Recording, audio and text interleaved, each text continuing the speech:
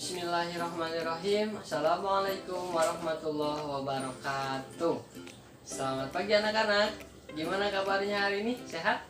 Ya, semoga semua keadaannya hari ini pada sehat. Nah, anak-anak, hari ini kita belajar masih tentang tema 3. Tema 3 apa judulnya? Iya, benda di sekitarku. Tema 3, subtema 1, pembelajaran kelima ya.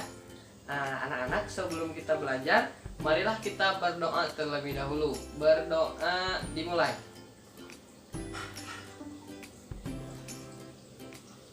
Berdoa selesai.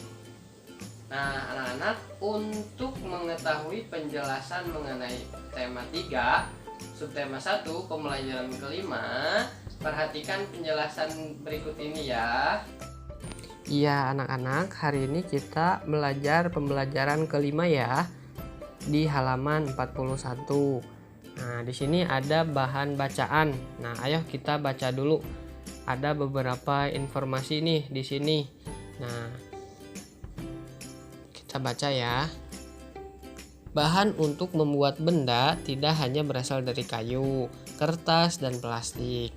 Perhatikan benda-benda yang ada di rumahmu. Benda yang kamu gunakan sehari-hari. Adakah benda yang bukan berasal dari kayu, kertas, atau plastik? Nah, tuliskan bahan yang digunakan untuk membuat benda-benda tersebut. Sebutkan nama-nama benda yang dihasilkannya. Nah, bacalah informasi berikut ini. Benda dari kaca.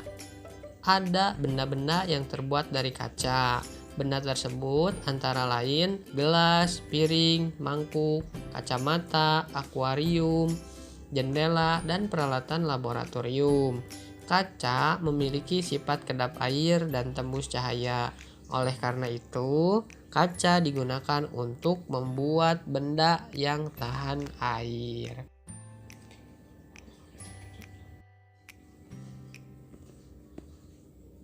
Nah, selanjutnya ada benda dari logam. Coba amati benda yang ada di rumahmu. Adakah benda yang dibuat dari logam?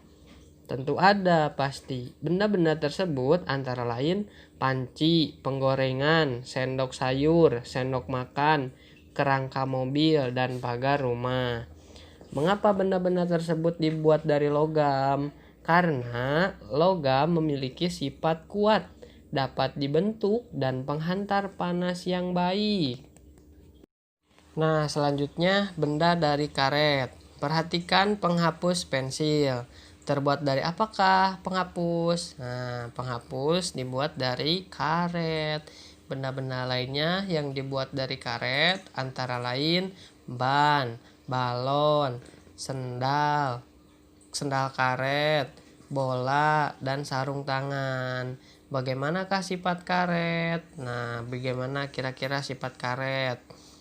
Apakah keras? Apakah lentur? Apakah tahan banting atau kuat? Nah, iya, di sini anak-anak di halaman 43, di sini ada bahan berbentuk benda, bahan pembentuk benda, ada lingkaran, kemudian ada kotak-kotak. Nah, tadi kan telah mengamati nih benda-benda di sekitarmu. Nah, sekarang lengkapilah bagan berikut. Contohnya kaca, sifat bahannya contohnya kuat, tembus pandang contohnya. Contoh bendanya apa dari kaca? Akuarium. Nah, begitu. Nanti kalian isi ya. Ya, sekarang kita ke halaman 46. Ayo mencoba. Nah, anak-anak, perhatikan bahan yang digunakan untuk membuat penggaris. Pernah melihat penggaris dari plastik? Pernah melihat penggaris dari kayu? Pernah melihat penggaris dari aluminium atau logam? Nah, itu adalah bahan yang dapat digunakan untuk membuat penggaris. Nah, kenapa coba bahan kaca tidak digunakan untuk membuat penggaris? Apa coba kira-kira alasannya? Nah, penggaris tidak dibuat dari bahan kaca karena nanti mudah pecah ya, soalnya penggaris digunakan oleh anak-anak juga, nanti penggarisnya mudah pecah dan pecahannya bisa mencelakai anak-anak sekolah yang sedang menggunakannya. Nah, coba perhatikan satuan yang tertera pada penggaris. Nah, di situ ada garis-garis ya. Kemudian ada angka-angkanya. Nah, kamu juga akan melihat lebih dari satuan panjang. Ada yang di penggaris itu ada satuan meter, ada sentimeter, dan milimeter. Ya, anak-anak, di sini ada contoh soal ya. Coba perhatikan. Benny mengukur panjang pita 5 meter 30 cm. 5 meter lebih 30 cm. Berapa panjang pita dalam satuan cm? Nah, caranya 5 meter ditambah 30 cm. Yang 5 meternya kita ubah dulu ke cm. Dengan catatan 1 meternya sama dengan 100 cm. Berarti kalau 5 meter sama dengan 500 cm. Nah, kalau yang 30 cm-nya ini nggak usah diubah karena udah cm. Nah, 5 meter 30 cm sama dengan 500 cm ditambah 30 cm sama dengan 530 cm. Jadi, panjang pita adalah 530 cm. Selanjutnya, di sini panjang mobil Ayah Dayu adalah 410 cm. Panjang mobil Ayah Dayu dalam satuan meter adalah 410 cm sama dengan 400 cm ditambah 10 cm. Nah, tadi Bapak udah bilang, udah kasih tahu bahwa 1 meter sama dengan 100 cm. Nah, kalau di sini 400 cm berarti berapa meter? Iya, berarti 4 meter ditambah 10 cm.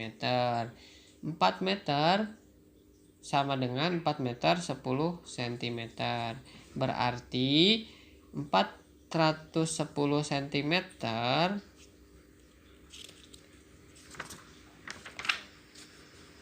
diubah ke meter jadi 4 meter 10 cm. Itu panjang mobil Ayah Dayu dalam satuan meter. Lanjut anak-anak, pada halaman 48 di sini ada latihan ya. Kalian ubahlah sesuai satuan yang diminta. Contoh nomor 1, 200 cm sama dengan titik-titik meter. Kira-kira berapa tuh? Nah, contohnya ini ya. 200 cm sama dengan 2 meter karena 100 cm sama dengan 1 meter ya. Yang nomor 2 sampai nomor 10-nya kalian isi ya. Semuanya harus diisi. Nah, kemudian di bawahnya kita berlatih lagi. Lakukanlah aktivitas berikut ini. Perhatikan gambar benda yang harus kamu ukur. Ukurlah bagian benda sesuai gambar. Tuliskan perkiraanmu terlebih dahulu. Ukuran hasil tebakanmu tanpa menggunakan alat ukur. Nah, untuk membuktikannya, ukurlah dengan menggunakan alat ukur. Lengkapilah tabel di bawah ini dengan hasil pengukuranmu. Di sini ada nama bendanya, ada pintu, ada jendela, ada meja, ada kursi, ada papan tulis. Nah, untuk pintu, nah misalkan kalian menebak nih, mengira-ngira kira-kira itu berapa meter ya. Nah, kalian nanti tulis tebakannya, kemudian ukur dengan alat ukur. Benar nggak tebakan kamu, hasilnya berapa? Nah, hasil pengukurannya ditulis, hasil pengukuran menurut meteran atau menurut bisa pakai penggaris. Oke, alat ukurnya. Yang lain juga sama seperti itu. Kalian tebak dulu ukurannya, kemudian untuk membuktikannya kalian harus mengukurnya menggunakan alat ukur. Nah, gimana tadi penjelasan Bapak? Semoga semuanya pada paham ya. Dan tugas-tugasnya dikerjakan. Jangan lupa berdoa dulu tadi sebelum belajar. Oke? Tugas-tugasnya dikerjakan ya. Semangat. Dadah. Assalamualaikum warahmatullahi wabarakatuh.